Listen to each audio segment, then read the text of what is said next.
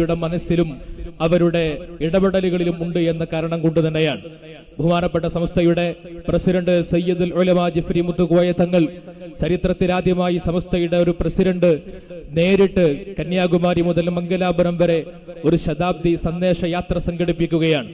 ഈ സന്ദേശയാത്ര കേരള ചരിത്രത്തിൽ ഒരു പുതിയ അധ്യായം രചിക്കുമെന്ന കാര്യത്തിൽ നമുക്ക് സംശയമില്ല. പരസ്പരം വൈവിധ്യങ്ങളോടെ ബഹുസ്വരതയുടെ ബഹുവർണ്ണങ്ങളെ മനോഹരമായ ദർശനമായി സ്വീകരിച്ചുകൊണ്ടാണ് നമ്മുടെ നാട് മുന്നോട്ട് പോയിക്കൊണ്ടിരിക്കുന്നത്.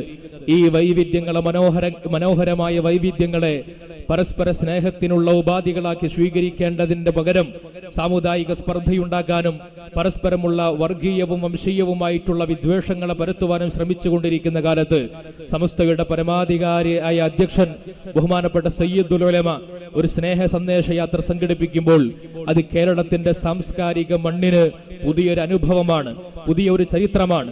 സമസ്തയുടെ 100 വർഷത്തെ വിജയകരമായ പ്രയാണത്തിന്റെ സാക്ഷ്യപത്രമാണ്. അടുത്ത 100 വർഷത്തേക്കുള്ള നമ്മുടെ നാടിന്റെ പുരോഗതിയുടെ കാൽവെപ്പുകൾ എങ്ങനെയായിരിക്കണം എന്നതിനെക്കുറിച്ചുള്ള പുതിയ സമീപനങ്ങളാണ്, പുതിയ നീക്കങ്ങളാണ്. ഈ കോട്ടയത്തിന്റെ അക്ഷരനഗരിയെ അക്ഷരാർത്ഥത്തിൽ ആത്മഹർഷത്തിന്റെ ഉൾപ്പുളകം തീർത്തുകൊണ്ടാണ് ആദരണീയരായ സയ്യിദ് മുഹമ്മദ് ജിഫ്രി മുത്തുകോയ തങ്ങൾ നമ്മുടെ ഈ മഹത്തായ വേദിയെ, മഹത്തായ ഈ സമ്മേളന നഗരിയിലേക്ക് കടന്നു വരുന്നത്.